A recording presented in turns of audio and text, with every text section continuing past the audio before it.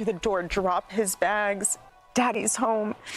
Take his phone. Friday night, Shabbat Shalom. He would walk through the door, drop his bags. Daddy's home. Take his phone. Friday night, Shabbat Shalom. Erika Kirk has officially stepped back into the spotlight, and it's raising eyebrows everywhere. She's out here doing what many are calling a very unusual public grieving tour, appearing on Fox News and firing shots at none other than Candace Owens. The tension between these two has officially gone public, and things are getting intense. Now, while all that's unfolding, another unexpected headline is making waves. Melania reportedly faced a major public embarrassment involving Barack Obama, and people can't stop talking about it. But don't worry, there's actually some surprisingly positive news waiting at the end of all this chaos. Yes, believe it or not, something good might finally be coming out of this media storm. Back to Erika. She's been making media rounds, and her latest appearance has everyone asking what's really going on. Some viewers say she seemed more like she was performing than grieving, as if every word and gesture was meant for the cameras. It's left people wondering, is this genuine emotion or just another PR move? For context, Candace Owens has been pushing dramatic claims and theories related to Charlie Kirk's situation for months now, and it's made her a lot of money and attention in the process. Erika Kirk, who's mostly stayed quiet until now, finally broke her silence and fired back. But wait, Candace didn't take that lightly either. She's already clapped back, adding even more fuel to this public feud. Whatever you think of Erika's latest appearance, one thing's for sure. This whole saga just got way more dramatic, and the internet can't stop watching. Every single day, this whole situation just gets stranger. Something about the way Erika Kirk expresses her emotions on camera doesn't seem completely genuine. We're all grieving in our own way, and they are trying to find the answer to something that happened that was so evil. They are trying so hard, and I get that. We're doing the same. Anytime we hear a lead or anytime we hear anything, we send it to the authorities. Please dig into this. No rock will be unturned. I want justice for my husband, for myself, for my family, more than anyone else out there. So for me, you want to keep telling me to come down while we're building? I don't have time for that. But here's my breaking point on that. At least that's what a lot of people are saying. The tone, the timing, the delivery, it all feels off, almost like she's performing rather than truly grieving, and people online are seriously divided about it. The strange part? She's the one putting the spotlight on herself. Nobody forced her into this. She chose to make these appearances, and that's exactly why so many are questioning what her real intentions might be. It's not the kind of behavior most people expect from someone trying to heal privately, and it's left everyone speechless. Now, this next part might be hard to believe. Viewers were stunned when Erika posted a clip that appeared to show her standing beside Charlie Kirk's resting place, expressing her emotions while being filmed. The video immediately went viral, leaving audiences shocked and unsure what to make of it. Was it a tribute? Was it too personal to share? People can't agree. Critics argue that she seems to be turning her grief into a performance, using emotion to attract sympathy, attention, and yes, even more followers. But when others call it out, she pushes back hard, claiming she's just trying to honor her husband. The contradiction has created even more tension, and it's now one of the most talked about topics online. Meanwhile, Candace Owens, and who's already been deep in this drama, wasted no time responding to Erika's latest public move, and her reply was just as explosive as you'd expect. When Erika Kirk's interview aired, Candace Owens wasted no time hitting back, and her response was fierce. The moment the clip started circulating online, Candace jumped on her show, ready to set the record straight and defend herself from what she called cheap emotional shots. She didn't hold back for even a second. Come after me, call me names, I don't care. Call me what you want. Go down that rabbit hole, whatever. But when you go after my family, my Turning Point USA family, my Charlie Kirk Show family, when you go after the people that I love, and you're making hundreds and thousands of dollars every single episode, going after the people that I love because somehow they're in on this. She began by addressing the wave of sympathy Erika was trying to draw from the public. According to Candace, the entire thing looked like a carefully staged production designed to gain pity and silence critics. She claimed that while she understood loss and heartbreak, using personal tragedy as a shield from accountability was something she could never respect. Candace made it clear that her issues with Erika weren't about emotion. They were about integrity and truth. She reminded everyone that before this feud exploded, she had been asking questions about the organization Charlie Kirk built. "This isn't personal," she said firmly. It's about transparency. In her eyes, Erika's decision to respond on live TV rather than behind closed doors only proved her point that this was all about the optics. And once that statement dropped, the internet went wild. Social media flooded with reactions. Some cheering for Candace's boldness, others calling her out for being too harsh toward a grieving widow. But if there's one thing Candace Owens is known for, it's not backing down. She doubled down on her stance, saying she had every right to question public figures, especially those now holding major leadership roles. Candace emphasized that she had never disrespected Charlie Kirk himself. In fact, she said she always admired what he built. Her frustration was aimed at what she saw as a media manipulation campaign trying to rewrite recent events. If you step into the public arena, she declared, you can't demand sympathy and silence at the same time. That line hit hard, and the clip spread like wildfire across X and YouTube with No. You know, I have to say it. I've never seen you like this. No, this is righteous anger because this is not okay. It's not healthy. This is a mind virus. Yes, I believe in our judicial system. I do. We have a hell of a team working on this, excuse my French. But this is not okay. So you want to put these people back in the box where they've been from? I don't care what box you're in. But just know that your words are very powerful, and we are human. Within hours. But Erika's supporters weren't silent either. Many fans said Candace's tone was insensitive, arguing that she was turning grief into gossip. One fan commented, "It's cruel to attack a woman still healing," while another fired back, "She put herself out there. She can't play the victim now." The feud had officially split audiences into two camps, Team Erika and Team Candace, and each side was digging in deep. Candace went on to question the motives behind Erika's Fox News appearance. She suggested that the interview was less about sharing her truth and more about regaining control of a story that was starting to slip away. "When you lose control of the narrative," Candace said, "you run to the cameras." She claimed Erika was trying to redirect the conversation away from deeper questions about leadership changes, finances, and personal relationships connected to the organization Charlie once led. Then came the part that made headlines everywhere. Candace accused Erika of weaponizing sympathy. She said that while grief deserves respect, using it to silence critics or deflect responsibility isn't fair. She pointed out how other public figures had faced tragedy yet still managed to separate their personal loss from public accountability. It was a heavy claim, and it drew gasps from her audience. Still, Candace insisted she wasn't being cruel, just honest. "If nobody else is going to ask these questions," she said, "then I will." And that's what made her commentary so polarizing. Even people who disagreed with her couldn't deny she spoke with conviction. As the feud escalated, insiders close to both women began leaking details to online reporters. Anonymous sources claimed that Candace had— My team are not machines and they're not robots. They are human. We have more death threats on our team and our side than I have ever seen. I have kidnapping threats. You name it, we have it. And my poor team is exhausted. And every time they bring this back up, what are we supposed to do? Relive that trauma all over again? They watched my husband get murdered. I have no idea how I would have reacted if I was there that day. And thank the good Lord that I did not have to see that happen. But my team, they are rocked to the core.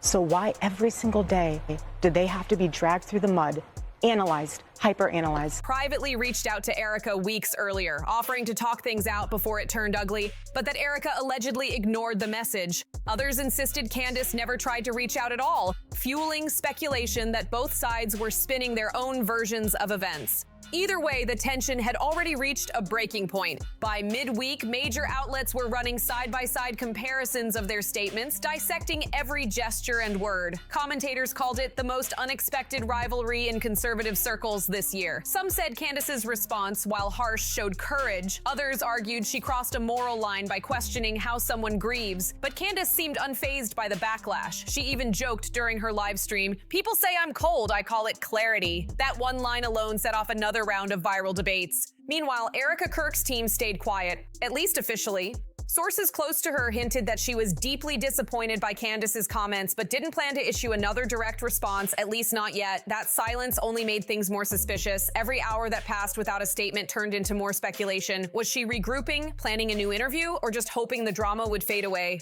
But then, late that week, a short clip appeared on Erika's Instagram story, a black and white selfie video with the caption, "Some people love conflict more than truth." It was only up for a few hours before she deleted it, but not before fans screenshot it and shared it everywhere. The post reignited the feud, showing that even if she wasn't talking directly, she was definitely sending a message. Candace noticed too, and she responded on X with a single post, "Truth doesn't fear cameras. Simple, sharp, and enough to send fans into a frenzy." Oh, I love you. I love you. I love you. I know. Comment sections exploded again, each side accusing the other of hypocrisy, ego, and attention-seeking. What had started as a disagreement over words had now turned into a full-blown public battle about values, power, and control. Observers began calling it the modern media war, a fight between two women who once moved in the same political circles, but now seem to be battling for credibility in front of millions. Some commentators even suggested that the feud had become symbolic, representing a larger struggle over who controls the narrative in modern media culture, the truth tellers or the image builders. By the end of the week, both Erika and Candace had gained thousands of new followers, proof that controversy still sells faster than compassion. News outlets, podcasts, and influencers were dissecting every second of footage, turning their feud into a digital soap opera. One reporter summed it up perfectly. "It's not just a disagreement anymore, it's a competition for public trust." And while Erika's supporters begged her to take a break from interviews and focus on healing, Candace's fans pushed her to keep exposing the truth. Both sides claimed moral high ground, but at this point, it was hard to tell who was really winning. What was clear, though, was that this feud had taken on a life of its own, and it wasn't slowing down anytime soon. Things got even more chaotic when talk turned to something about Egyptian planes. The comment came out of nowhere and had everyone scratching their heads. What was Erika even talking about? Whatever reality she's living in, it seems to be getting stranger by the day. Still, her statement caused another wave of online confusion, and now people can't stop trying to decode what she meant. Super fun show today. You're probably seeing the clips, but Erika has gone off on conspiracy theorists. Obviously, every journalist out there is emailing me because it's about me. It's indirect, but it's also about me. And don't worry, in case you think it's not about me, she is going to name check me on stage with Barry Weiss on Saturday. How do we know? Because our mommy sleuths be everywhere. And they recorded the town hall today. And as soon as the town hall concluded, we got a flutter of emails. And what she says about the Egyptian planes, I'm sorry, not gonna lie, it's a little suspicious. But here's where things take a serious turn. This whole situation isn't just gossip anymore. It's become part of a much bigger story, the growing fracture within the conservative world itself. Candace Owens remains one of the most influential voices out there, while Erika Kirk is clearly trying to establish herself as a major player too. It's a power struggle happening in real time, and viewers are witnessing it unfold like a live drama. This weekend's CBS Town Hall might make things even more interesting. There's talk that both women could be mentioned or even make appearances, and if that happens, it's guaranteed to dominate every headline. This isn't just about a personal feud anymore. It's about who gets to shape the narrative for a massive audience, and the stakes couldn't be higher. But just as the online debate started to cool off, the conversation took a lighter and honestly hilarious turn. A clip resurfaced comparing Melania's famously gloomy Christmas decor with Barack Obama's recent visit to the Chicago Public Library, where he surprised a group of kids with books and laughter. The contrast couldn't have been clearer. Barack walked in with warmth and humor, filling the room with smiles. Meanwhile, people joke that Melania's Christmas vibe always looked more like a scene from a dark fairy tale than a holiday celebration. Obama read stories, laughed with the students, and even held up the pictures so the kids could see. A small detail, but one that melted hearts online. The video quickly spread across social media with people commenting, "This is how you do Christmas spirit." It became one of those rare, wholesome moments in the middle of a week full of tension, scandal, and non-stop online arguments. As the week went on, the feud between Erika Kirk and Candace Owens didn't just dominate social media, it took over the national conversation. Every outlet, from cable shows to podcasts, was dissecting the tension between these two women, and suddenly, what started as a disagreement disagreement over respect and grief turned into a cultural flashpoint. Reporters began calling it the split herd around the internet because it didn't just expose personal differences, it revealed cracks inside an entire movement. Candace and Erika weren't just two women arguing, they symbolized competing visions for what influence, loyalty, and truth look like in today's media-driven world. And everyone had an opinion about who was right. At first, Candace's confidence seemed to win her praise. Her supporters called her bold for refusing to back down, saying she represented honesty over image. One viral tweet read, "Candace said what others were too scared to say.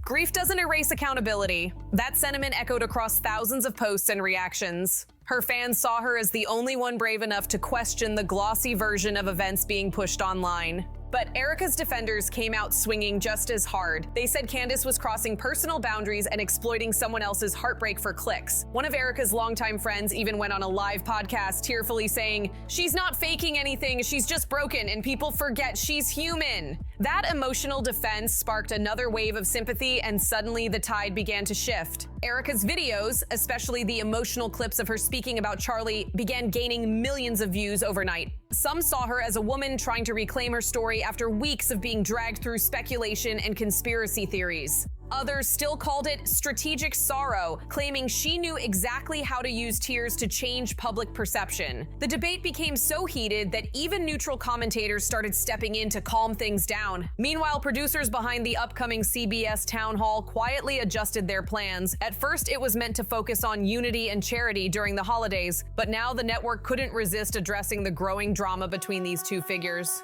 Rumors spread that a segment would subtly reference their feud, and both sides' fan bases began preparing to flood the comment sections as soon as it aired. Insiders close to the situation revealed something even more interesting. Erika's PR team was reportedly advising her to take a step back, rest, and let public sympathy do the work for her. But Candace, ever the fighter, doubled down again. On her latest live stream, she told her audience that she had no regrets about what she said. "Truth doesn't care who likes it," she stated firmly. The comment instantly trended, with hashtags popping up like hashtag Team Candace and hashtag Erika deserves peace. That's when things got truly wild. Screenshots began circulating online showing what some claimed were private texts from people connected to both women. The messages hinted that this feud might not be spontaneous at all, but part of a calculated media game between rival networks. Some fans accused the outlets of deliberately fanning the flames to boost ratings. Others didn't buy it, saying the tension was too raw to be fake. Still, the timing raised eyebrows.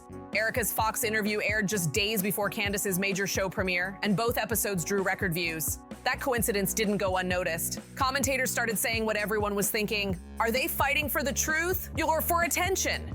Meanwhile, old footage resurfaced of Erika and Candace smiling side by side at a charity event 2 years ago. They were laughing, arm in arm, talking about women supporting each other in leadership. The contrast between that warmth and their current hostility made viewers uneasy. One viral clip compared then and now shots with the caption, "Allies to enemies in under 24 months." It perfectly captured how fast loyalty can crumble when fame and influence collide. Behind the scenes, the fallout kept growing. People close to Turning Point USA, the organization at the center of this storm, were reportedly feeling the heat too. Employees were whispering that donors were asking questions, wondering if all this drama could damage the brand. Public trust is everything, and with emotions running high, even minor disagreements started turning into headlines. At the same time, whispers began circulating about a possible tell-all book deal. Insiders suggested that publishers had already approached Erika with offers to share her untold story. Whether she takes it or not, the rumor alone added more pressure. Critics accused her of planning to profit from tragedy, while her supporters argued she deserved to control her own narrative before anyone else twisted it further. The intensity only grew when clips from Candace's latest show aired across social platforms. In one segment, she calmly walked viewers through her timeline of events, laying out her side piece by piece. No shouting, no tears, just precision. She claimed she had evidence backing up her earlier statements and said that people would soon see that her concerns weren't made up. That moment flipped the script again, making many viewers wonder if maybe, just maybe, there was more to this story than anyone realized. Meanwhile, Erika posted a short message that simply said, "You can't fight grief with gossip." It was elegant, quiet, and powerful, and it instantly went viral. thousands reposted it with supportive comments like, "Stay strong and protect your peace." But just as quickly, critics mocked it, calling it passive-aggressive and attention-seeking. No matter what either woman did, every move became fuel for another round of public judgment. As the online battle raged, even other influencers began jumping in. Some defended Candace, saying that hard questions need to be asked even in painful situations. Others accused her of lacking compassion. A few bold voices even suggested that both women were being played by the media machine, pawns in a larger power game designed to divide audiences and keep everyone talking. By now, the feud had stopped being about facts or feelings. It had become something much bigger, a reflection of how digital fame can twist even the most personal pain into public spectacle. The more each woman tried to clarify, the more chaos followed. Algorithms rewarded outrage, headlines stretched the truth, and fans on both sides became warriors in a never-ending online battle. And through it all, one truth became impossible to ignore. Both Erika and Candace had gained more attention, more followers, and more influence than before their feud began. The question now wasn't who was right or wrong, it was who could survive the storm they helped create. Because in the modern world of viral media, sometimes survival itself is the only real victory. By the weekend, analysts were calling it the biggest personality clash of the season, not just entertainment, but a cautionary tale. It showed how quickly private emotion can become public theater and how easily sympathy can turn into strategy. Whether you believed Candace was brave or Erika was broken, one thing was undeniable. Their story had captured the world's attention and there was no turning back. The feud that started with words had become something far more powerful, the mirror reflecting how fragile reputations can be when played out under the brightest lights. Never once did Barack Obama miss a beat. He showed everyone exactly how it's done. The way he read to those kids, the warmth, the laughter. That's the kind of energy people have been missing. Say what you want, but when he walked into that library, the whole place lit up. For a brief moment, people online agreed on something. It actually felt good to see a leader spreading pure joy again. And honestly, you could feel the nostalgia in the comments. Thousands were writing, "I miss that feeling." And honestly, so did I. And just when things were starting to feel heavy from all the chaos of the week, some real good news finally came through. Democrats pulled off a major win in Miami's mayoral race, marking the first time in nearly 3 decades that they've taken that seat. That's right. After almost 30 years, history was made last night. This victory didn't happen in some random place either. It happened in a region that had heavily leaned the other way in 2024. The shift stunned political watchers everywhere and left people saying maybe, just maybe, the tides are starting to turn. Combine that with the surprising wins in New Jersey and Virginia, and suddenly there's a spark of new energy sweeping across the map. After a week of nonstop tension, grief, and controversy, this felt like a breath of fresh air. For the first time in a while, there was a sense of optimism, a reminder that change is still possible when people come together. Between Barack bringing real holiday cheer and this huge win lighting up the headlines, the season finally feels a little brighter. If you made it this far, drop your thoughts in the comments. I really want to know what you think about everything that went down this week. Don't forget to like, subscribe, and share this video, and I'll see you on the next one.